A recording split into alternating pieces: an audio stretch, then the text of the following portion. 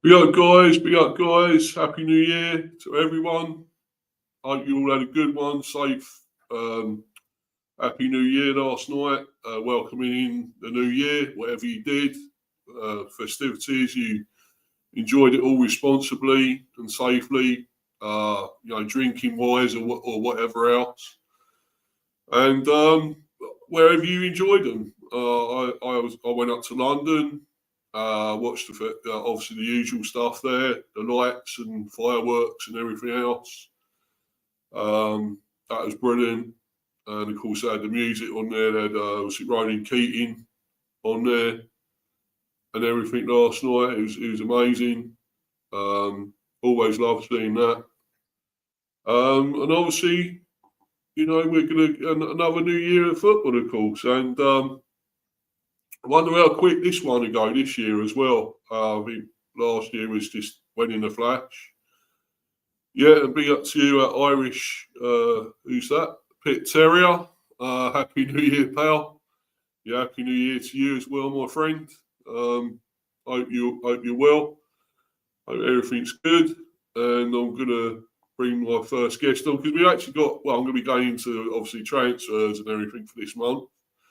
Because obviously the January transfer window is open, but I've got another bit of news to talk about first. And I was hoping the other guest would be on, a Chelsea fan, to talk about this, but I'll just do this, just bring this up quickly. And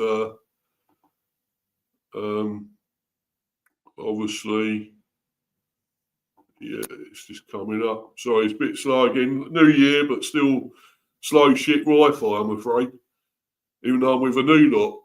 And I'm not mentioning their name because I'm not giving them any bloody advertising, that's for sure. But they're supposed to be a top, reliable Wi-Fi, ISP basically, but they're still pretty shit, I think. But anyway, so there we go. This is the news. Enzo Maresca, Chelsea head coach, leaves Stamford Bridge. Replacement set to be announced imminently. And I'll just read this quickly out, and then I'll bring my guest on, hear his opinions on it. Maresca departs having won the Club World Cup and the Conference League. Chelsea are fifth in the Premier League, 15 points adrift of leaders Arsenal. Blues have won once in their last 7 top-flight games. Chelsea expect to announce a new head coach in a matter of days. Enzo Maresca has left his role as Chelsea head coach after 18 months in charge at Stamford Bridge. The Italian departs with the club fifth in the Premier League table, 15 points adrift of leaders Arsenal, following one win from their last 7 top-flight games. Chelsea expect to announce a new head coach in a matter of days, with Liam Rosenior understood to be one of a handful of candidates who will be considered as a replacement. Chelsea said in a statement, Chelsea Football Club and head coach Enzo Maresca has parted company. During his time at the club, Enzo led the team to success in the UEFA Conference League and the FIFA Club World Cup. Those achievements will remain an important part of the club's recent history, and we thank him for his contributions to the club. Chelsea permanent managers there, you're seeing there Tommy Tuchel, of course, Tommy Tickle. 7 games there, win rate 42.8%. Graham Potter, whatever happened to him, mate? Sweden manager now, yeah. 31 games, win rate 38.7%. Maurizio Pochettino, of course, 51 games, win rate 53%. And of course, Enzo Maresca, 90 games, win rate of 61.1%. That's obviously games after takeover. That's the top ones. Thomas Tuchel with the asterisks there. With key objectives still to play for across 4 competitions, including qualifications for Champions League football. Enzo and the club believe a change gives the team the best chance of getting the season back on track. We wish Enzo well for the future. Maresca's final match was Tuesday evening's 2-2 draw at home to Bournemouth, and amid reports of tension behind the scenes, The Italian refused to hold his post-match news conference, albeit his absence was attributed to illness. Chelsea returned to action on Sunday away to Man City. The first of 9 fixtures across 4 competitions during a packed January schedule. We'll do this in a minute. This poll, has Enzo Maresca done a good job at Chelsea? We'll do that in a little while. Painted as mutual decision. Latest from Sky Sports News, Cava Solekol. It has been painted as a mutual decision. It is very rare for managers or head coaches to resign because typically they don't get a payoff. But Maresca is someone who is very proud. I think he feels that he could not carry on working at Chelsea. At the same time, Chelsea felt that now was the right time for a change. Why has Maresca left Chelsea? Sky Sports News, Cava Solekol. The first reason, results. They simply have not been good enough. Chelsea have won only one of their past 7 Premier League games and have dropped 20 points from winning positions in the league and Champions League this season. The second reason is because I believe there have been disagreements behind the scenes about return to play protocols. For injured players, Chelsea have an independent medical department who have the final say. From Chelsea's point of view, their head coach will never have the final say when it comes to that. And obviously, there's the results. We'll go into that in a little while, of course. Another reason from Chelsea's perspective, I think, is Maresca being linked with other jobs like Juventus and Man City. There may have been a sense from inside the club that these links were a distraction and coincided with a dip in form and results. There have been clues that not all has been well behind the scenes, such as Tuesday night when Maresca did not hold a post-match press conference after the draw with Bournemouth because we were told he was ill. It has added to a sense of volatility at the club, but the sense is that things have not been right at the club for some time. Who next for Chelsea? Of course, Man City coming up, but who will get the job? That's something else we will look into, the expectation around Liam Rosenior. Will Chelsea be worried that he's inexperienced? His only managerial experience in English football has been at Hull City, but I was told, look at Enzo Maresca. Yeah, exactly. His previous job was Leicester, wasn't it? So, not major experience. There is a feeling at Chelsea that it wouldn't be that much of a risk to turn to Rosenior. But of course, it would be a massive step up for him to go from Strasbourg in Liga 1 to managing one of the biggest clubs in the world. Rosenior, however, is just one of the candidates. And we will go through more in a little while. But I'm just going to get my guest on and hear his opinions.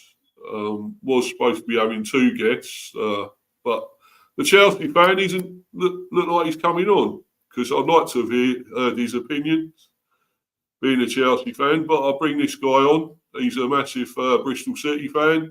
Up the Robins, brilliant, and the Championship, and other teams. What's it, Inter Milan? I think he's got there on his shirt again. So I'll bring the man on and hear what he has to say. And that's Honey Gun. Harry, big up to you, buddy, and Happy New Year to you. Yep. Hope you had a great one. And what do you make of it? What a start to the new year, pal, eh? Yeah, honestly, I didn't expect to see Maresca leave Chelsea. It was quite a shock. I think the majority of what I've heard from Chelsea fans is that they were a bit disappointed to see him go. Obviously, I didn't realise, of course, just one win in the last 7 Premier League games is a really bad run of form. But he's proved that last season that he does have the capabilities of winning a trophy with Chelsea. So I feel like if having kept him, potentially we could have won maybe a FA Cup or still a Carabao Cup. I think we're still in that competition, or maybe even Champions League. So yeah, quite surprised by Chelsea sacking Enzo Maresca. But yeah, it's gonna be interesting to see who they do appoint next. It could well be Liam Rossini, of course, with the Strasbourg link there. So which I think will be a massive step up, as you said. But definitely be interested to see him go there and see how he does it if he does get appointed by Chelsea. Yeah, well, was this really coming for a while, Harry? Do you think? Do you think he was always thinking of leaving? Was it always going to be the case? Was he not happy with the way things were going there? Not giving him money or whatever, giving him the right players or whatever else? Do you think there was something rumbling in the background all the time there? Would you say? Maybe a little bit, because I've seen it from Chelsea fans themselves as well. They're not too keen on the ownership there. So yeah, maybe there was stuff going on behind the scenes that we don't know about. Of course, his links to Man City as well. Obviously, we're still not sure yet when Pep is gonna leave Man City, but he'd be I expect to be one of the front runners to land the next Man City job. Obviously, being a former assistant manager under Pep at Man City there. So yeah, it's a shame for Chelsea because before the one win in 7 games, they were on a decent run. Of course, last season as well, qualification for Champions League football was a good season for them. So it is a shame for Chelsea, but yeah, I think it might have been only amount of time before we see him leave, and yeah, today the news broke. It was still a massive surprise to me, but I'm sure it was for quite a lot of football fans were waking up this morning. And there's this poll here we got here, buddy, as well. Would you agree with this? Has Enzo Maresca done a good job at Chelsea? Would you say yes or no with that? What he's done? He's got 2 trophies with them there, hasn't he? He has, yeah. I'd say he's done a decent job there. Getting the trophies, of course. Obviously, as I mentioned, qualification for Champions League was always going to be coming off the season under Pochettino, where they were a little bit inconsistent. Obviously, he did have a good win percentage there with Chelsea, as he said. What was it, like 51 something percent there with Chelsea for Pochettino? But yeah, I'd say he's done a good job. I think obviously it kind of ended on a sour note with him, going on, a bit bad form towards the end of 2025, and then obviously not doing the post match press conference after the game. It's always going to be after that. I expect Chelsea fans had that feeling that he was going to leave, but no, I'd say he's done a pretty good job with them, bro. Yeah. So with that, would we agree with yes? Then would we go with yes that he done a good job? I think he's done pretty good. It's always a tough job. That, let's be honest, you got somebody, a big owner that's got massive loads of money, billionaire, Todd Bowley, that's got loads of money to throw around like it's monopoly money, basically. And you can get whoever they want. Do they have the say? Do you think they had the say about players to bring in rather than him, or do you think he had enough, clout control there to say who he wanted in, or was that a choice of the people behind the scenes, the chairman and so forth? What was it their choice? Do you think, Harry, or do you think he did have a say in who they brought? It's hard to judge, really, isn't it? Obviously, quite a lot of their signings, I think, have gone quite under the radar in terms of I haven't really noticed them a lot. So I think you can kind of question the transfer. See some of the ad. The one sign that stands out to me is Esteban. I think he's been a good player for them this season. Still young though, isn't he? Was he 19 or something? 18, 19? Is he Esteban or younger? I don't know. But might be younger, but I know he's very young still. But you've got to give him a little bit of time. He looks a really good player, I've got to admit. Looks a great player. You got the one from Brighton, was it Pedro? The guy from Brighton, striker. So I think it's really good, but he started off really well there, on fire. But then his goals dried up, didn't they? And everything. So I don't know. Who else would you say they've got that's really? I mean, obviously Reece James has been there a long time. We know his quality, but his injury issues, fitness issues, always been the problem. Got Enzo Fernandez, very good captain. You got Caicedo. Obviously Cucurella. They got a lot of really good players, really. Do you think they've always gelled as a team, though, or they individuals? Would you say they're made up of? I'd say probably a little bit of individuals. I'd say whenever I've watched Chelsea, which isn't too often, but I haven't seen a good sort of team chemistry there. If you get what I mean. There's a few good players here and there, but yeah, most of them, I think, I'd agree with. I don't think they gel too much as a team, which hopefully the next manager can get that team bonding together. But it's going to be very hard when you got all those superstars in the Chelsea team, really. Well, I've obviously done the poll here, and they said, the majority had gone with him, obviously 70% to 30%. So they said he's done a good job. So I guess you can say that he'll probably get a good payoff with he. Do you feel he must get a lot of money? I mean, look, whoever manages there will get a good deal of money, wouldn't they? They'll get paid well. So I'm sure he'll get a good payoff leaving. He's probably taken him as far as he could go, I would have thought.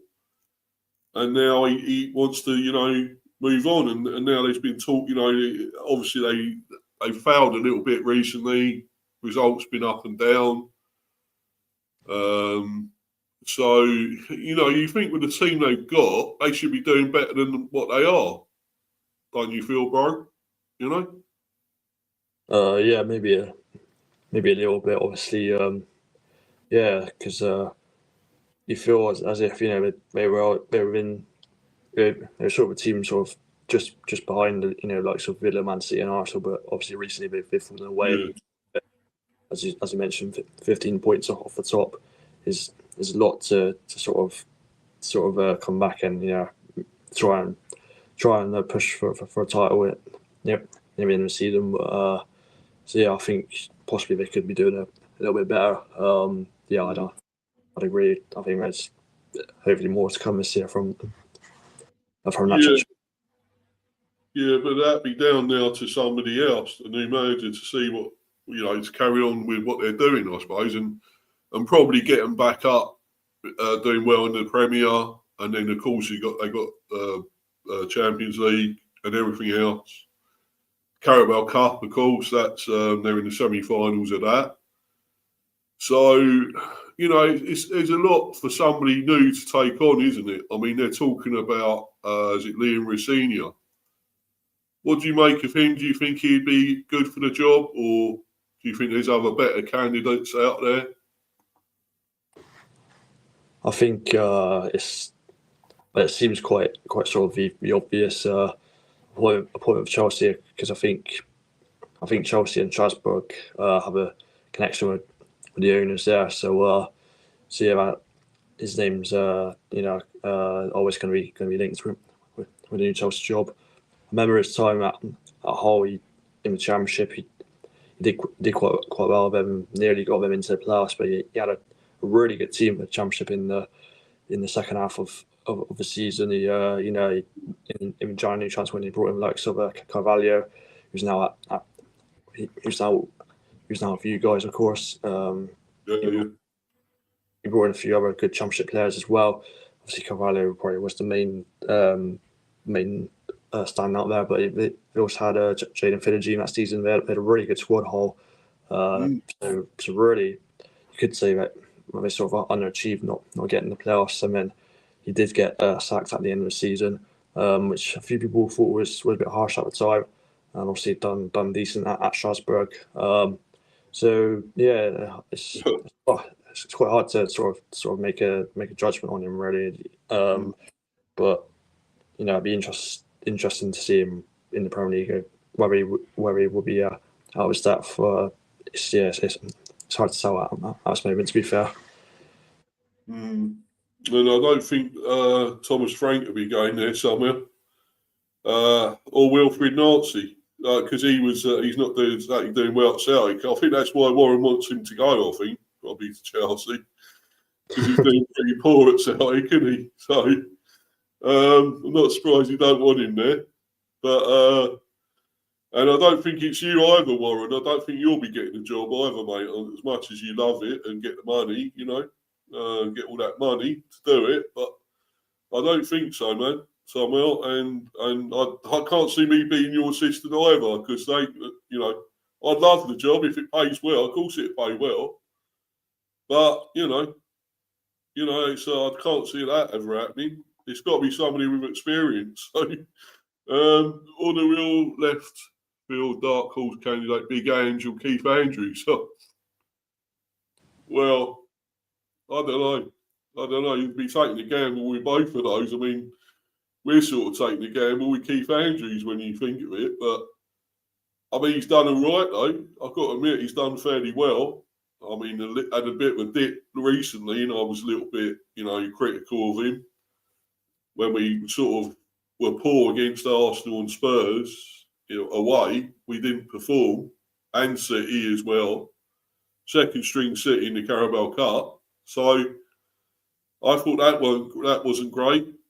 But yeah, I think he is new to it, and he's got to be given time. At least he's going to get this season, and then we'll see what happens, I suppose. But Keith Andrews, I mean, Big Ange, wherever he seems to go, he don't seem to last now. Let's be honest, but he does seem to guarantee a trophy at least. I mean, he done that with Spurs, didn't he? So,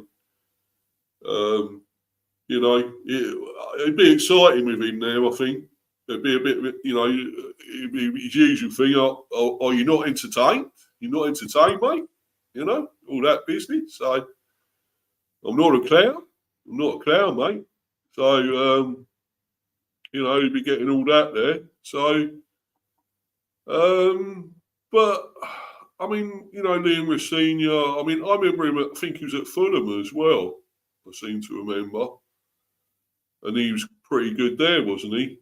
Did he manage there, or had some sort of role there? Didn't he? I remember. Harry, did he? I can't remember now, but I know he was definitely there. So, because obviously his dad was Leroy, was manager of teams. I think he managed us at one stage. So, but yeah. I mean, Liam could be a good one. Do you think? I mean, there's plenty of other really good, experienced managers that won a lot of stuff. Is there anyone you could throw into the hat there, Harry? It's hard to say really. I think obviously Ange would be interested, and like you said, not sure how long he would last. I think it's the same with whenever a manager loses a job. It's hard to sort of think who's actually available in the market right now. But yeah, Liam Rossini would certainly be interesting, and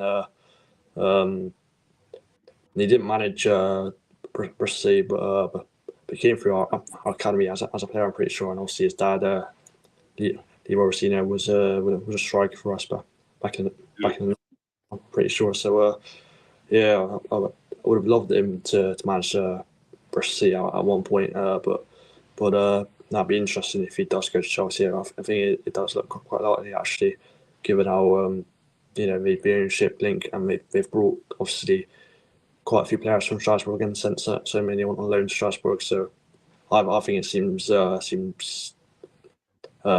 what's it, inevitable really that he's going to go there. So I think it'd be interesting to see how he does that. To be fair, Yeah.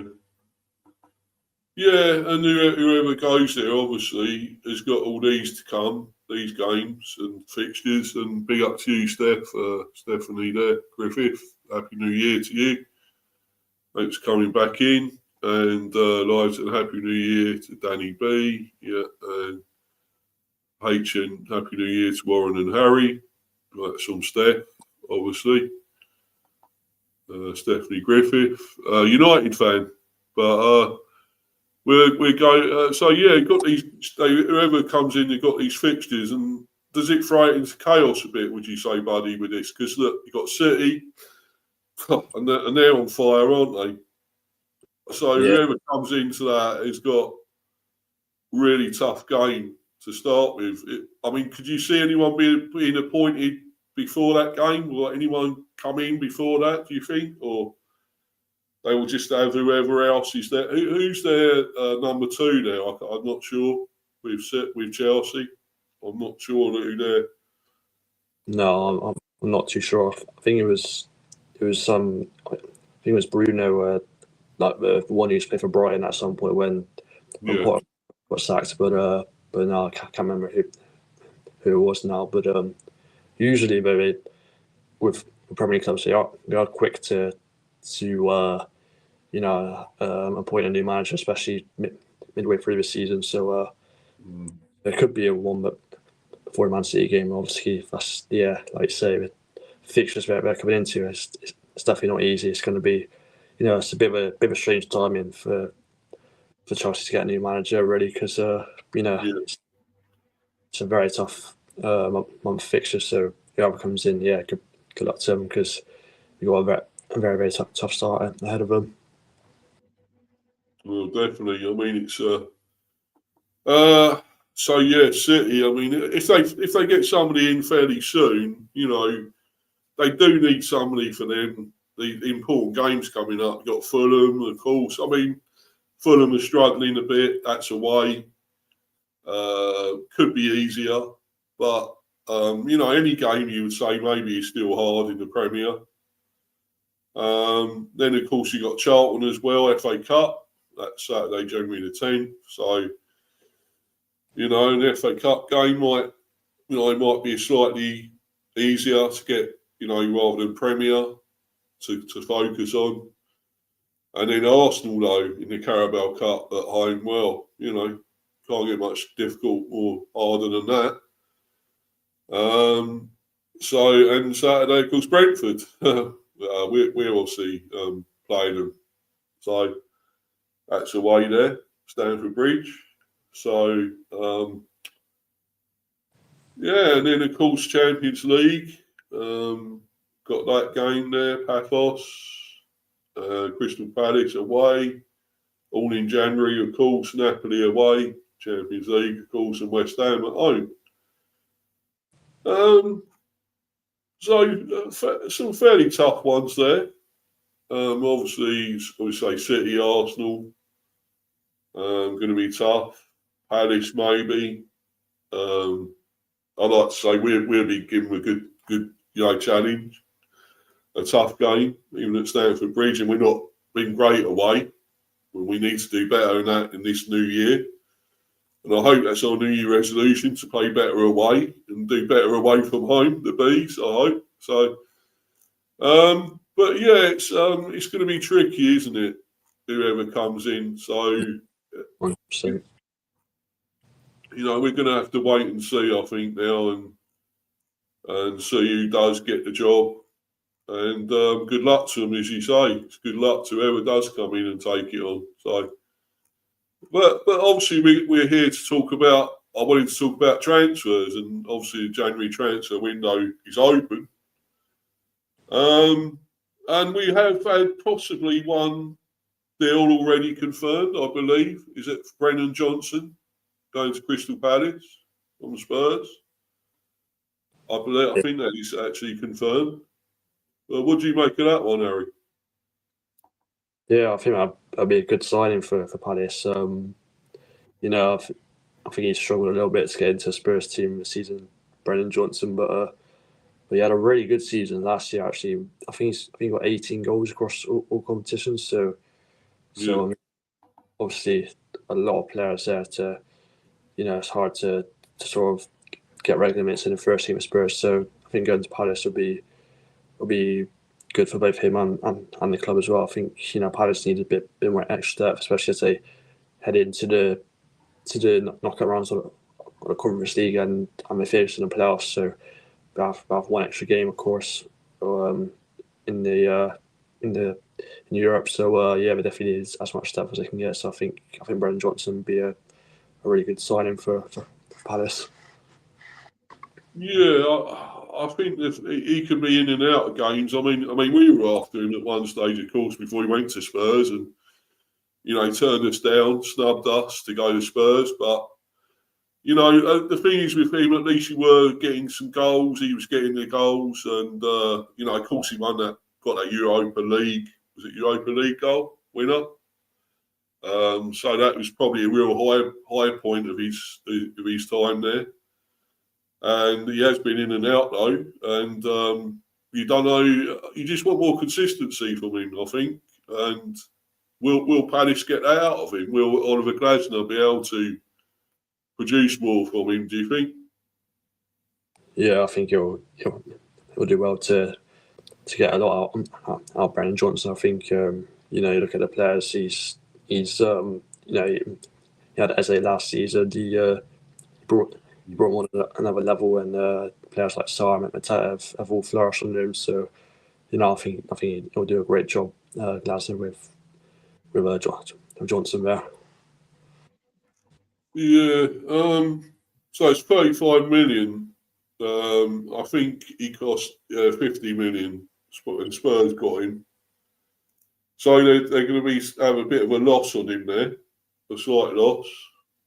Um, do you think that's a good deal though? Good business still, 35 mil. Do you think they should have asked for more, or were they just looking to just offload him and didn't care how much they were going to get? Or I mean, do you think they've actually even got a replacement in mind, Tottenham, for him?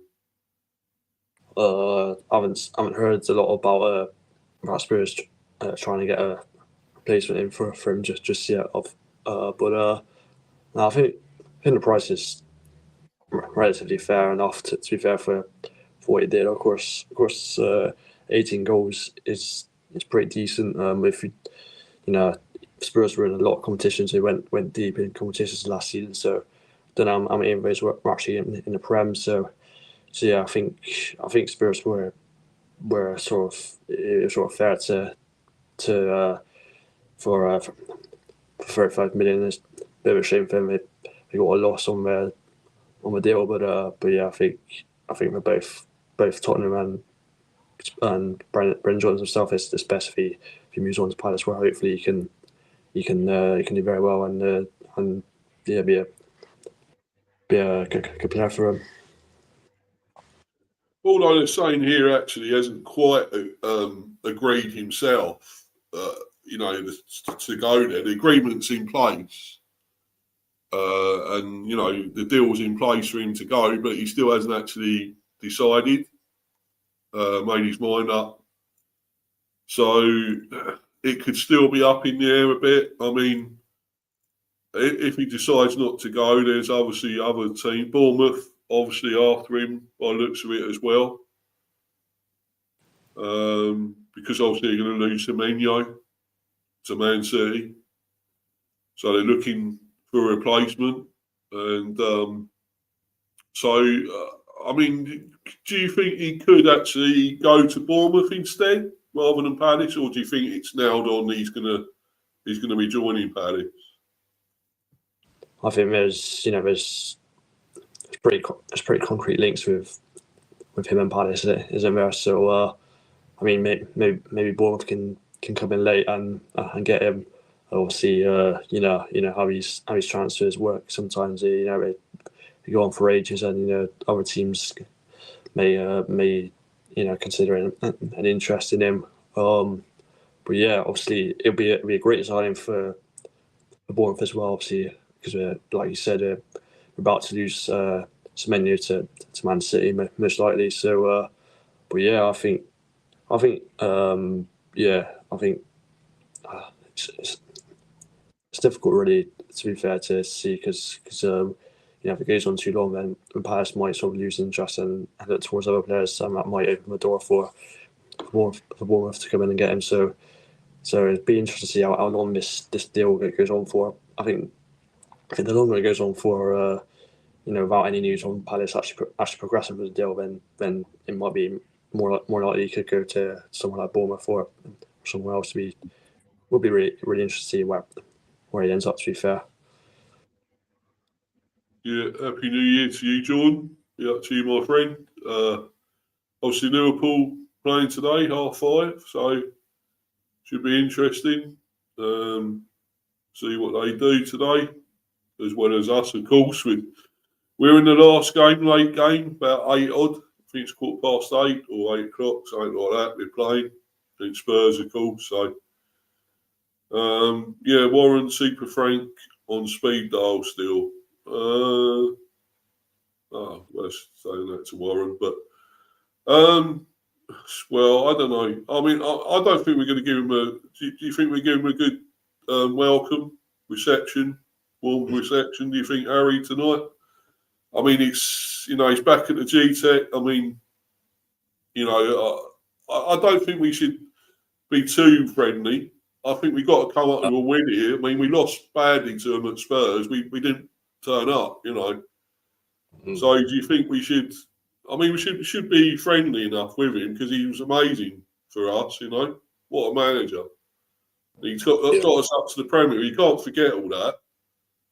But do you sort of do you try and forget all that? It's like, say, when you had one of your ex-managers or something with Bristol City, would you always welcome them back, or do you think no, they've gone and that's it?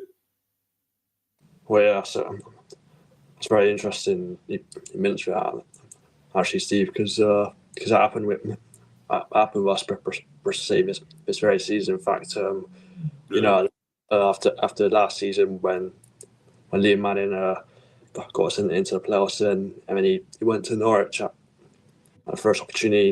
Plenty of people were saying, "Oh, he's got loads of money now to get players that he wants. He's going to do very well." And then it turned out that he really struggled with Norwich, and ultimately they got rid of him. But we did. I think we played them away at Carrow Road, and we beat them 1-0. And the fans weren't very friendly with him. It's fair to say. So I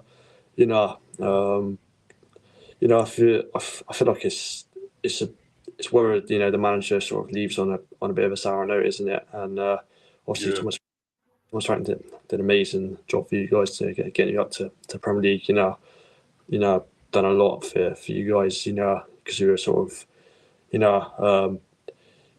well to just establish yourselves as a mid-table championship club before he came in, and then just absolutely took off with you guys. But yeah, I guess you were a bit kind of felt a little bit betrayed when he went to Spurs.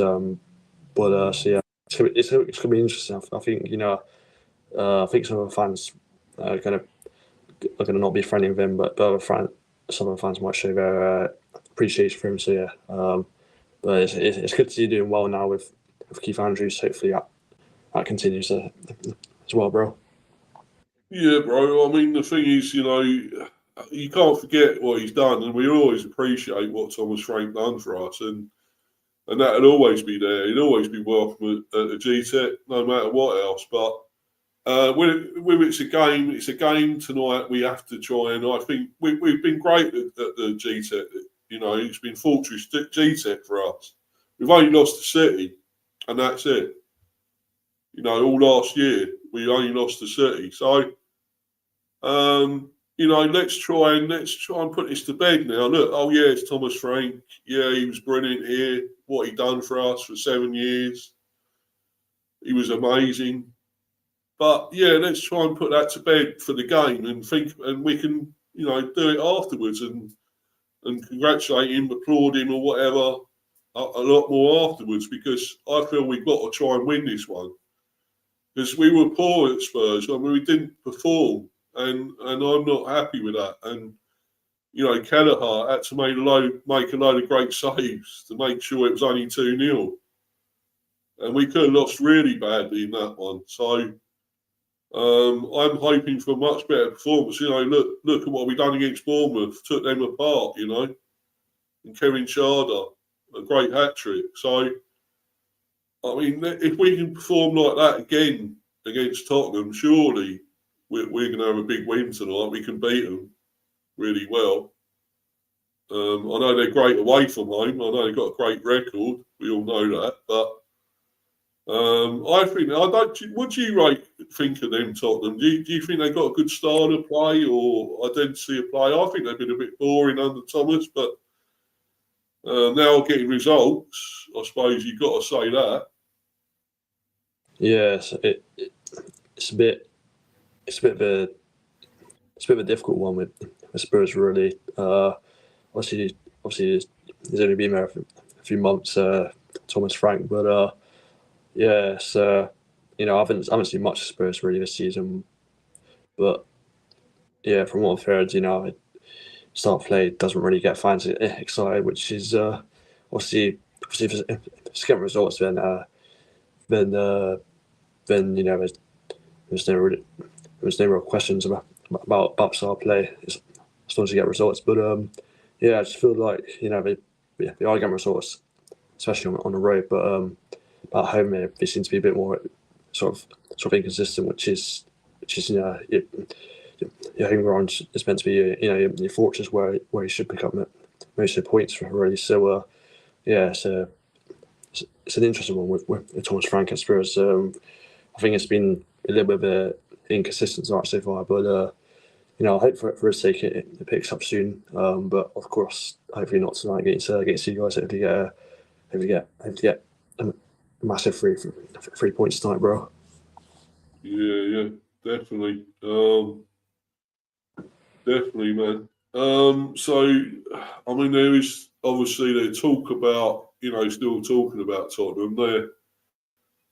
They're linked with certain players. They got 7 targets, January targets, which here, and Yan Diamonde, is it Diamonde?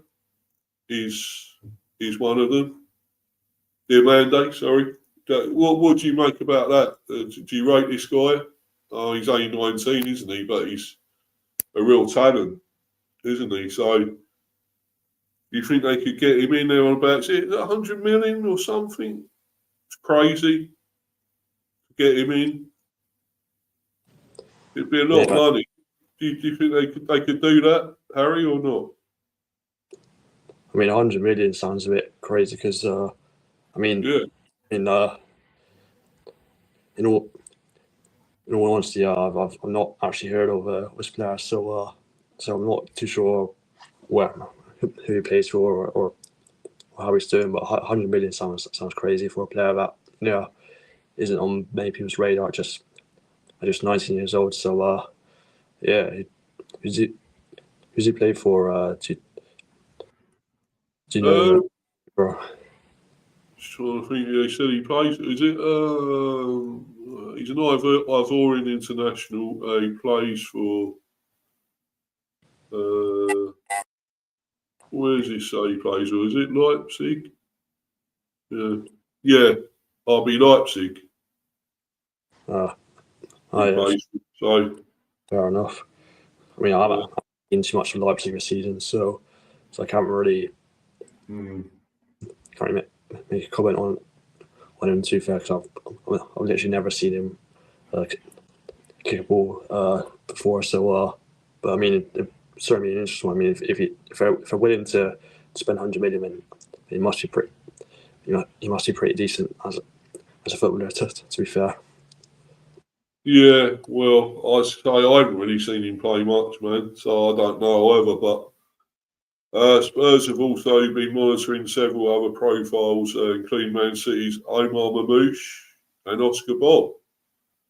Juventus star Kenan Yildiz, as well as Saeed Al Mala, as they weigh up both immediate impact and long-term value. So, what do you make of those? I mean, there's some very good players there. I mean, Man City, do you think they're going to be cutting their squad much this season? They obviously looking to get rid of looks like Mamouche and Bob and all that. Can you see that all happening? I think there'll be quite a few exits from Man City this season. This season in January. Yeah. Obviously, because it's such a massive squad, so, but it's interesting. Marmouche, I think he'd be a great signing of Spurs. We've seen his goal record in Germany, and I thought out of time for City, it was a good signing. But obviously, it's hard. It's hard when you've got Haaland playing each week.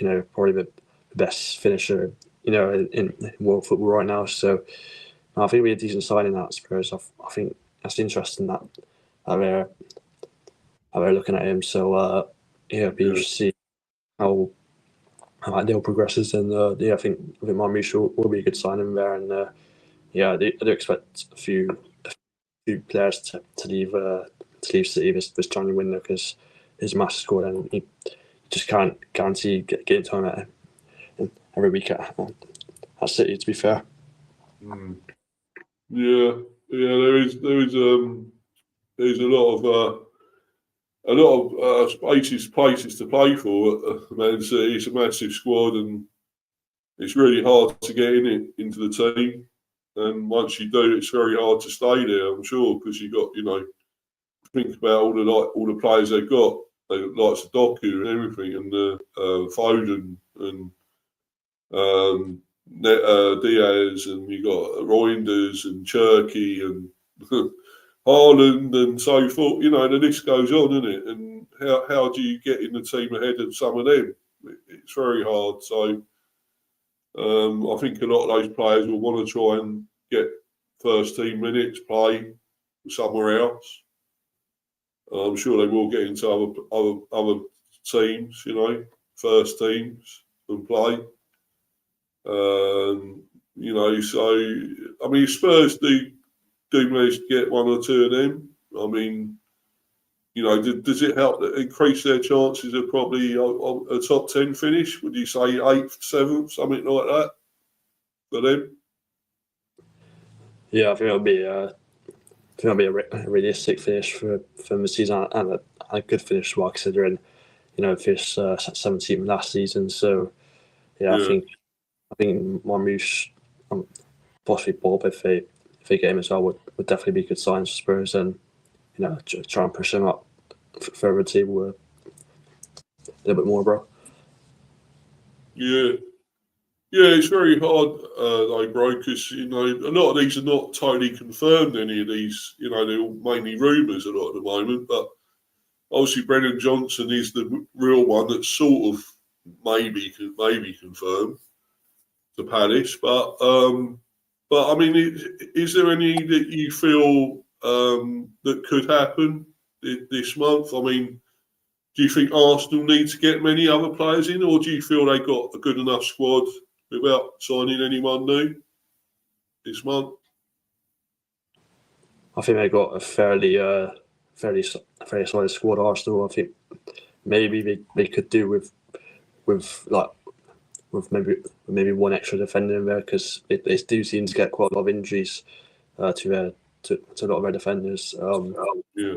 Quite frequently this season. So, I don't think they much. Maybe a little bit on their defence, and they should be fine.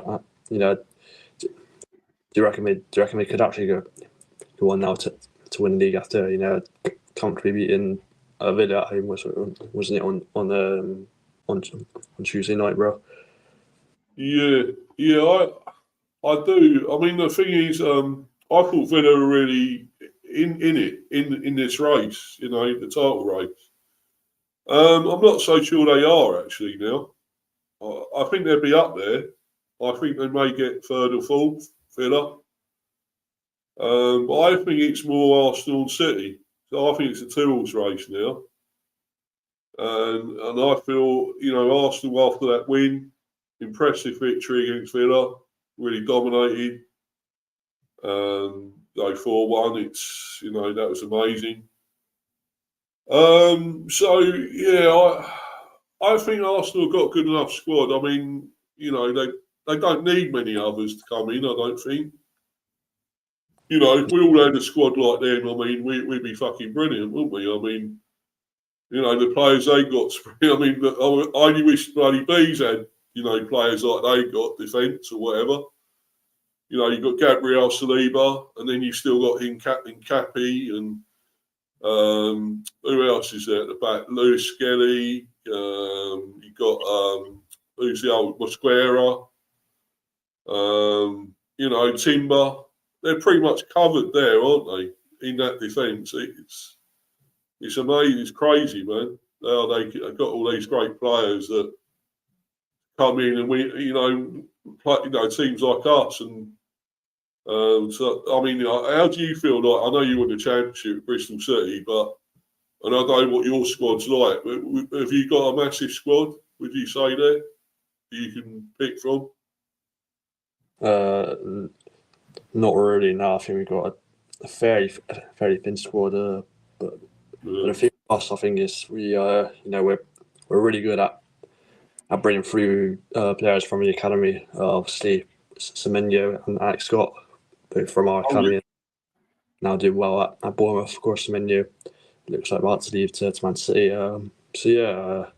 Obviously a few players in there who I think could potentially go on that we could sell for decent money in our squad right now. It's a small squad, I think, but some very talented players there. 100%, bro. Can you see any of them, your players there, stepping up to the Premier? Can you see any of them leaving or doing something or going anywhere else? Or are you going to have any exits this month, do you think? Maybe a few exits this month, but I don't think they'll probably go into the Premier League. I don't think we'll sell any of our big players. I think we'll trying to replace some of the players that aren't getting sort of enough game time with us anymore, unfortunately. Hopefully we can get a few replacements in for them. I mean, a few rumours going around that we're looking to sign Sam Morsey, the former Ipswich midfielder who obviously was in the Premier with them last season, actually captained them in their promotion season to the Premier League. So he'd be great experience in the middle of the park. And we're linked with a very young Chelsea striker,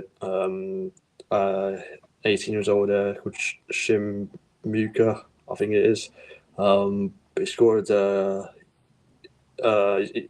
He's made a few appearances for Chelsea, but he's actually scored a couple of goals. I think it's 14 goals in 20 appearances for the England under-19s. So we're looking. The transfer window is looking very exciting, bro. But yeah, I was gonna say, I think I've got to go now, bro. But no worries, bro. It's cool. But thanks for coming on anyway, Harry. You're always welcome, bro. So, thanks for your time, man, coming on. And whenever you want to come on next, mate, you're welcome. And do you want to shout your socials out and what you got coming up? Anything good?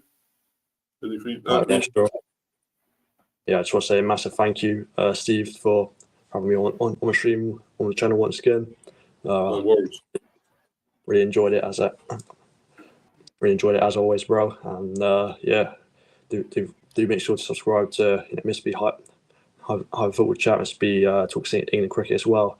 Be sure to check out his channels, and if you've got a spare moment, feel free to check out my channel. I need gun. I've not been posting that much on my YouTube. It's mainly on my TikTok account now, which is Harry Minton 20. Do free to check out. Do a lot of previews and reviews on there. I'm really enjoying it so far. But yeah, I want to say thank you, Steve, for having me on the channel. Happy New Year too, bro. And shall see you very soon, bro. Yeah, bro. No worries, man. You have a great one, and I hope you had a good, happy New Year so far. I don't know what you got up to last night, but I hope you done it responsibly, man. Because a young man like you, yeah, we all know what happens when we're that young. We sometimes get a bit wild and go crazy, but I hope you was good, man, and you didn't go too drunk or anything, mate, or whatever. But I'm sure you were fine, weren't you, in the end? No, definitely, bro. Right, yeah, no, nice one, Steve, bro. Catch Yeah, you. cheers, man. Anyway, thanks for coming on, and until the next time, bro. You have a good one. Yeah, take care. Happy New Thanks. Year, to you, bro. Bro. See you later, bro. Cheers, bro. Up the Robins. Come on. See ya. But yeah, thanks to him. Harry, great young guy. Great channel and everything else. He's supported my channel, of course, for all this time. Subscribe to me, member of mine. So thanks to him. I'm going to put the link out if anyone wants to join. I'm only going to go for a few more things. I'm not going to be on here too much longer. This was just going to be sort of a fun thing, and talking about rumours of transfers and so forth. So we don't have to talk about that. If anyone wants to come on, we can talk about whatever you got up to in the new year or whatever else, or what you think your team's going to get up to, or who you're going to sign, or your hopes for the new year, for this year.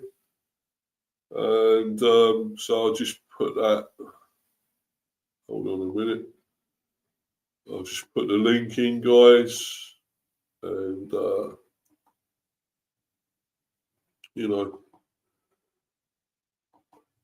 put that link in there.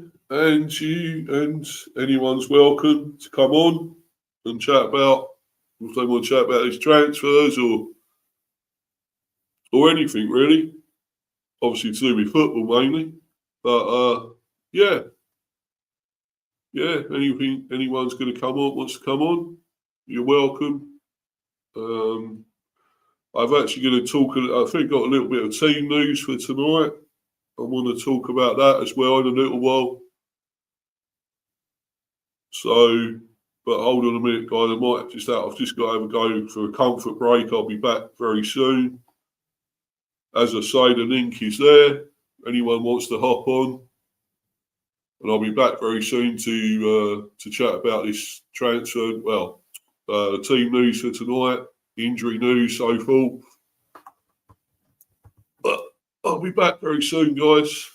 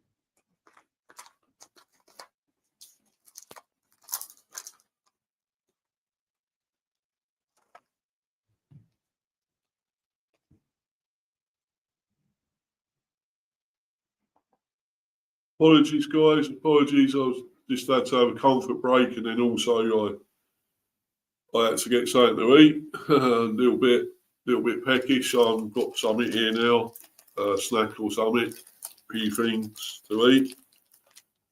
I'm just going to be obviously going to be on here just a little bit longer. If anyone does want to come on, I put the link on in there. The link is there. You're welcome to come on, chat about your team, what you think you're going to do with it, how you're going to do in the new year, if you're going to get any new players in, so forth, whatever.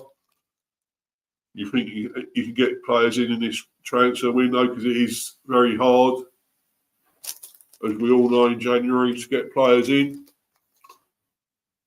It's notoriously difficult. Sometimes get players in January, so we'll obviously go into all that, and just want to show this if it's.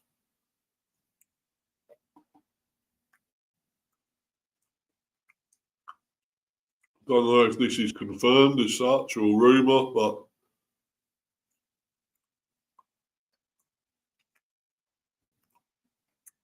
says that Liverpool agreed deal for 57k per week South American dual.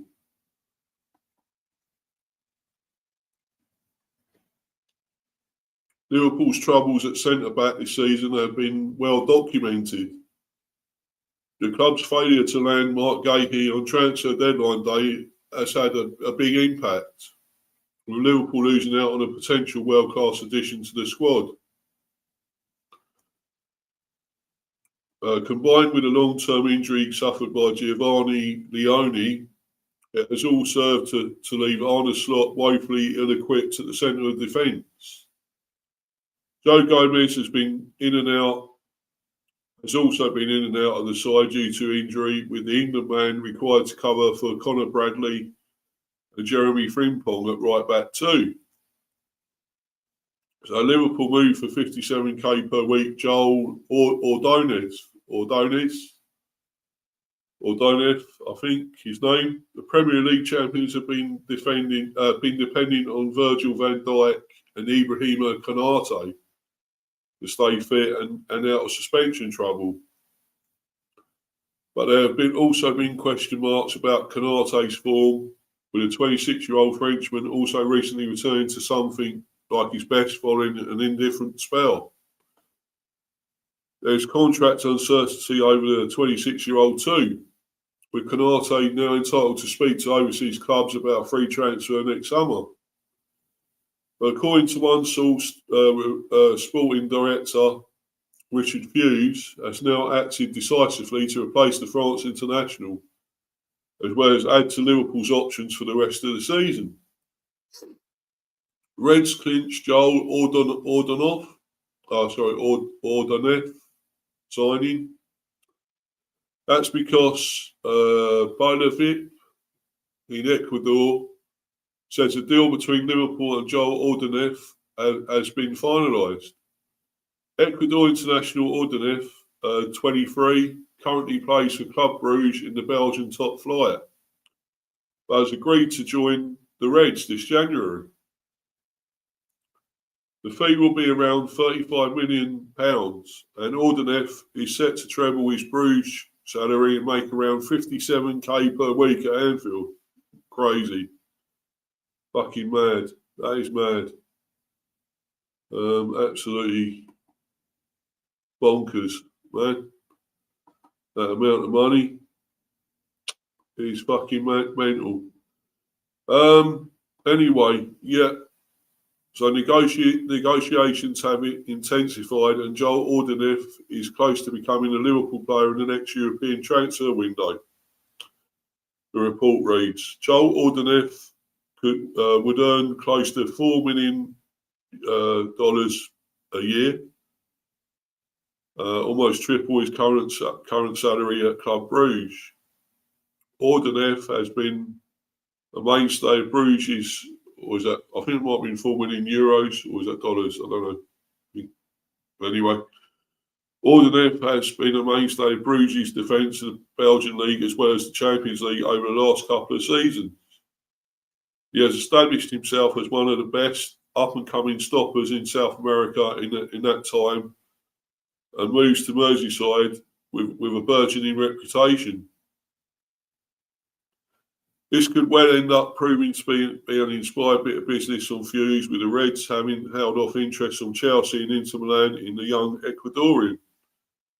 He made his name at the club at the well-renowned Independiente del Valle Academy before taking his first steps in Europe with Bruges' feeder team club NXT.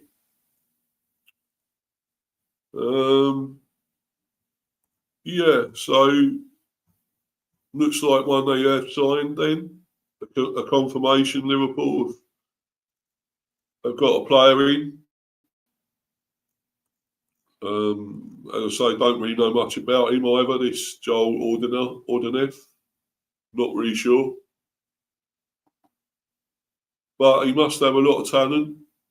The fact they've signed him up. Already Liverpool youngster. Yeah, so there we go. Looks like Liverpool probably also got a player in by the looks of it. We're still waiting to see who we're going to get in. Obviously, if we sign anyone this month, I hope we do. Been a lot of rumours, a lot of talk about Joel Veerman, of course. Be up to you, Tully. Happy New Year to you, bro. Hope you're well. Hope you're looking forward to the game tonight against Spurs. Hopefully we should beat them. You know, at the G-Tech we should. You would think we should, at Fortress G-Tech, but we don't know for sure. But hopefully we will. Hopefully. I feel we've got a great chance. We were poor at Spurs when we played them at Spurs at their ground. So we've got to make up for that. And you being a Bees fan as well, I'm sure you think, Phil, as well, we should do better at the G-Tech tonight. So I hope we can do it, guys. I really do. I hope we can beat them. And obviously, as I say, I've got a little bit of the team news, and so forth. Possible lineup for tonight. But we'll be back a bit later, guys. Anyway, with probably confirmation of the lineup. We'll win. Yeah, I hope so, Tony. I really do. I hope we can, bro. I really do, man. I think I said 3-1. I was that confident of it, but I just don't know, though. There's still little nagging doubts about this, but, and they are great away from home. That's the problem, Spurs. They're really good away. And I know you played not great football, a bit boring, but they're somehow getting results away, aren't they? That's the problem. So I hope we can break that record and, start as we mean to go on this new year. Our home form is great. So let's hope we can do it, Right, so it's saying Spurs should have Lucas Bergvall fit to play as they kick off 2026 against Brentford in the Premier League tonight. Bergvall came off just past the hour mark during Spurs' 1-0 win over Crystal Palace last weekend with a muscular injury. But head coach Thomas Frank is confident he will be ready for their trip to the G-Tech Community Stadium. Lucas is okay. I'm quite positive he will be available, the Dane said at his pre-match press conference on Tuesday. Of course, there's a small doubt, but it's quite possible that he will be available. With Bergvall to be assessed in the lead up to the game, João Palhinha could come back into the Tottenham team against Brentford. The Portuguese midfielder impressed off the bench as the North Londoners held on for a precious victory away at Palace. Brennan Johnson is expected to leave Spurs after the club agreed a £35 million deal with Palace on Tuesday. However, despite the 24-year-old's Tottenham future being cast into doubt, Frank remained adamant that he would be available for selection against Brentford. He contributed to a very good and important win against Crystal Palace. He trained very, very well today. I expect him fully to be available and able to play against Brentford. Frank also confirmed that Spurs captain Christian Romero, who missed the win over Palace, will be available again after his dismissal against Liverpool. Romero, who will likely take the place of Kevin Danzo, is the subject of an FA charge and could potentially face a further suspension after allegedly failing to promptly leave the field of play and or behaving in a confrontational and or aggressive manner towards the match referee after being sent off. Frank said he believed a decision on Romero's charge would not be taken until early January.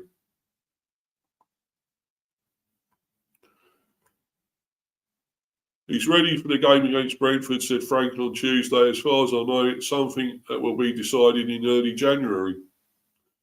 Xavi Simons, who was also sent off against Liverpool and will serve the second match of his 3-game suspension as Frank travels to take on his former club.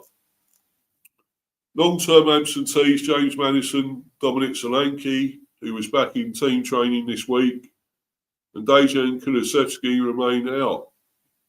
But Frank was able to offer a positive update on Destiny Udogie, who has been sidelined since early December with a hamstring injury.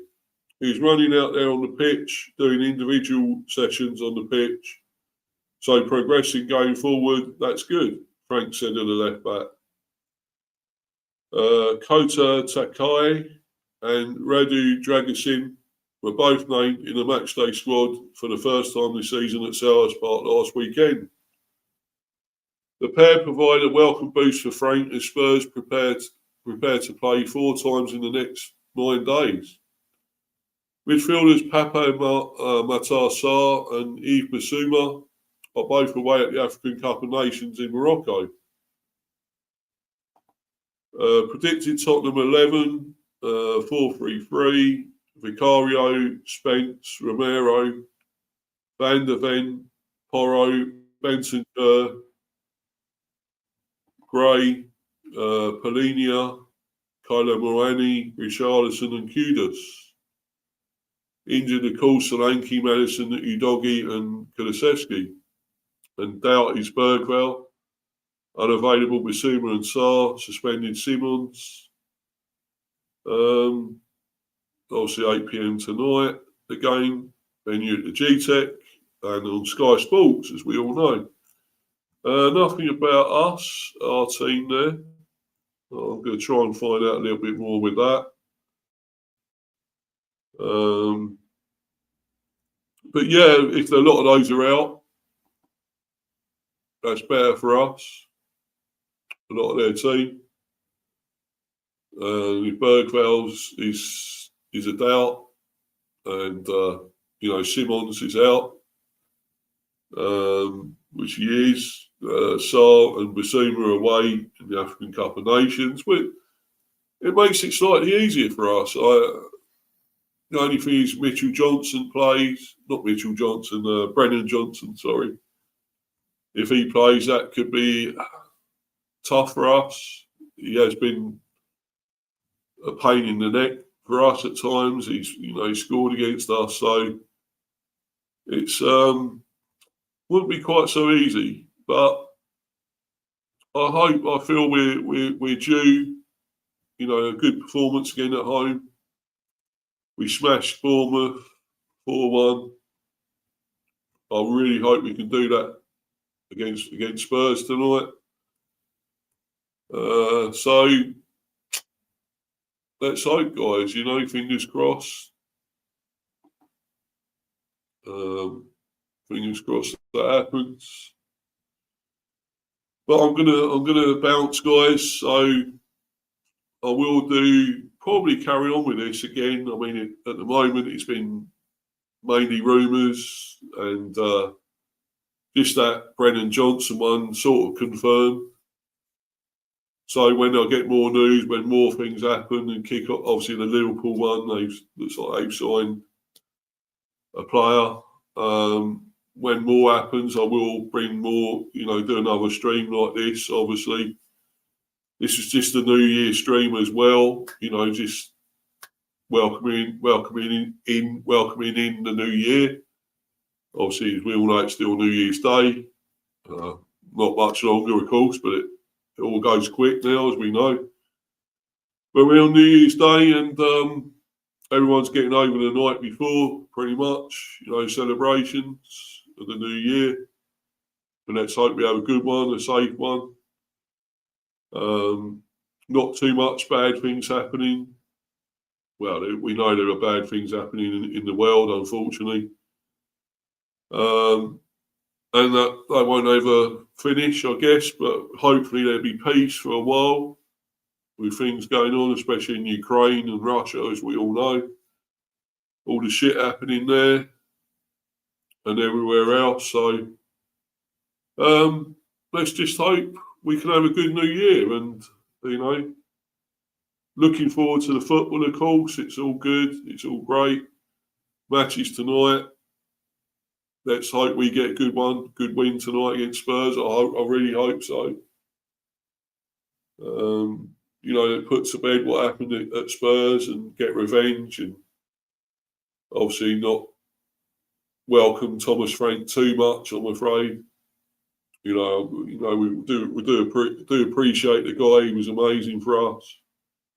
And a lovely bloke, of course. He was always great. When any of us, I met him and others met him. He was always free to talk, always free to take photos, sign, autographs, whatever. Happy to give up his time. But he's no longer with us. He's not managing with us. We got Keith Andrews, and that'd be amazing if he can start the new year well with a win. And we are 8th. So at the moment, it's looking really good for us. And as I say, I will be back later. Hopefully, I'll definitely try and get back with a string, confirmation of the team, confirmed lineup. So I'll definitely be back later, guys. Definitely, probably around sort of, I don't know, 7 odd. When they come out with the confirmed lineups and so forth. So I'll definitely be back later, guys. Hope you have enjoyed this, and of course I had Harry on as well earlier. Was hoping to have Hanno on. Being a Chelsea fan, I'd like to have heard what he had to say about Maresca, but he wasn't able to come on, unfortunately. But Harry, it's great having him on. Great bloke, young man, a Bristol City fan, of course. And up the Robins, hope they go well. Go and follow his channel, his content, brilliant. As he says, he's more on TikTok now. But yeah, go and follow him on there. Obviously, to everyone that's been in the live chat as well, thank you once again. Thanks for all your support again from last year, and hope to get more of that again this year from you. All of you, Stephanie was in here, of course, and Tully, Warren, and obviously Irish Pit Terrier. Thanks to everyone that's been in here. It's been amazing in the live chat. Hopefully we do well. And as I say, we'll do confirmation lineup later. Talk about the game a bit more as well. Hopefully, give a prediction what I feel might happen. As I say, follow me on Insta at Mr. B for Life 182. Please keep following me there, and of course on this channel, Mr. B Hive of Football Chat. So thanks for getting me to 200 subs. Obviously that was last year, but keep that going up this year. I'm on 201 at the moment. So I will actually just hold on a sec, guys. Just change this ticker, I think.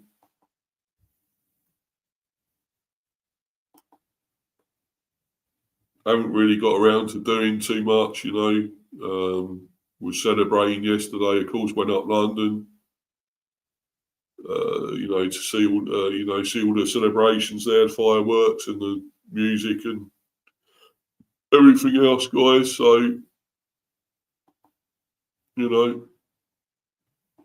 got back fairly late last night, but just about got up today to do this, and obviously do another one later, another stream later. Was going to do a watch along for the game, but probably won't now. But the Bees and Spurs, doubt if I will do one now.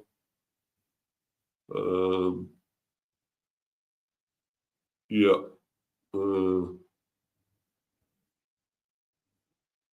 So I'm just doing this ticker a minute, guys, and I'll be back.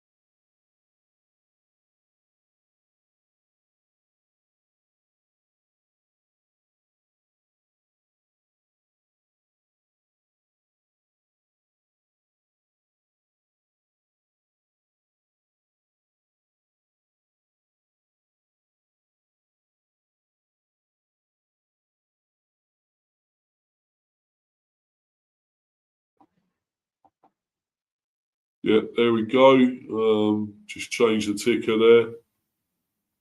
But so many thanks for getting me to 201 subs last year. But keep subbing into the new year, guys, as I said. Yeah, another comment there from Warren. The problem at Arsenal is the manager is a nutter. Well, yeah, well, we all know that. Fucking prick, that guy. Absolute dick. Lump of shit, novice. Should never have got that job, let's be honest. But, fucking terrible, mate. But such a shame, isn't it? If you had a proper manager, you would have definitely won it by now. That Premier. A lot of people are all saying now you're nailed on to win it, though. Arsenal this year now are going to win that. You've got so much fucking luck going. But you probably might. You probably will end up winning it. And that will mean you get an extension. Fucking Arteta. Yeah. They're keeping him on even longer then, won't they? Unfortunately. If he wins you that Premier, because it looks like it could happen, I'm afraid. And unless I think the only other ones are City. I don't think Villa can do it now. I really don't think Villa have got a chance now. I thought so at one stage, but it's looking more likely they may just finish probably third or fourth, Villa. But I just feel it is between Arsenal and Man City. That's what it looks like to me. But anyway, guys, it's been great. Enjoyed this. Obviously I want to go now. I've got to get something to eat, to be honest. I'm feeling Hank Marvin, really. So I've got to get something to eat. Just wanted to get this stream out, though. My first stream of 2026, the new year. It's been pretty good. I didn't quite cover as much as I thought I would, but it's still not too bad. And there's been nothing concrete confirmed exactly some of these deals. So, we spoke mainly about Enzo Maresca, obviously him leaving Chelsea. That was sort of the main headline news at the start. So there is more chance of Elvis being found alive and well on the dark side of the moon, mate. Yeah, exactly. But yeah, possibly. But anyway, yeah. So that was the big news that obviously Enzo Maresca has gone, departed Chelsea, and they're looking for a new manager. So we'll see what happens in the next few days regarding that. As I say, I've got plenty more to come, guys. Loads more content for this year. I'll do a lot more of this, the buzz, of course, now. Obviously, previews and everything. I've got, obviously, I already done a preview for the Spurs one, but I will be doing a confirmation of the team lineups and a little bit more talk about it later. Then I'll do the reaction, obviously, which will probably be possibly tomorrow. I'll probably do the reaction. We'll probably, definitely do reaction tomorrow to the game. Plenty of things to talk about. Yes, the Ashes. Yes, mate. Yeah. I will be doing a special one for that. I thought I might as well just do a proper review for the whole thing. Review of it, the shit show from us. We'll see what happens. If we can get 3-2, I don't know, but it won't change anything. We lost it. We're not getting the Ashes, so. But if we can make it 3-2, sort of finish it off, look a bit closer than it was, you'd say. But we'll see, guys. I mean, I will do a buzz one about that. Obviously, the cricket. So look out for that. That will be coming. It'd be great to have you on for that as well, Warren. You know, if you could come on and join me for that one, it'd be brilliant when I do that. So yeah, I've still got to do that. I was going to do. I did sort of do one a stream for the season so far for the bees, but I had to delete that. It wasn't very good. I thought I'd give it a proper go with that. So that's still to come as well. Plenty more to come, guys. Over this next year. And other stuff to look for. I'm looking forward now. Well, sort of looking forward to my birthday. Well, yes and no, which is next month, because obviously being another year older won't be good. But it's all going to come thick and fast. So Saturday night, 5th test starts 11:30. Yeah. We'll see what happens there, guys. If we could finish it 3-2, well, slightly better, but we had so many high hopes for this. Against the weakened Aussies, allegedly weakened Aussie team, second string, not the team they were, but still a great team. Let's be honest, and they have some great players still. Mitchell Stark is fantastic. Scott Boland batted well. Both of them batted well as Bold. So, like Steve Smith, of course, Travis Head, Marnus Labuschagne,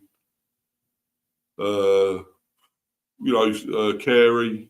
They're still a hell of a team, let's be honest. And even though if it was second, obviously they liked Pat Cummins was out for the first one and Hazelwood. So, we're still a tough team and still a top team and hard team to face. And it turned out to be that, we still weren't good enough to do it.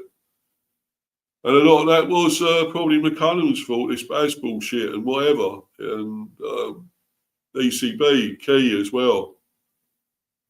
A lot down to them. So, but I will go into that fully once that the 5th test is finished. I will do a proper review for the Ashes and about England, obviously. So, Roberto Carlos still in hospital. That's sad. It's very sad to hear that, man. Thanks for putting that on here, buddy. Yeah, that's really sad news. Hopefully he'll get over it, though, whatever's happened to him. Hopefully he'll recover. Let's hope. What a fantastic player he was for Brazil. And in general, basically, he was a fantastic player. Amazing. Absolute legend. Anyway, guys, I'm going to bounce. It's been really good. Thanks once again, everyone that's watched, and thanks for all your support, as usual. Get my subs going up even more, guys. Get me to 250, the next milestone. That'd be amazing. Until then, guys, the next one, which will be later, the next stream, I'm going to bounce. I'm out. I'm getting myself out of here. But thanks, everyone, once again. And I'll see you all again later, hopefully. Cheers, guys. Thanks for now. Bye.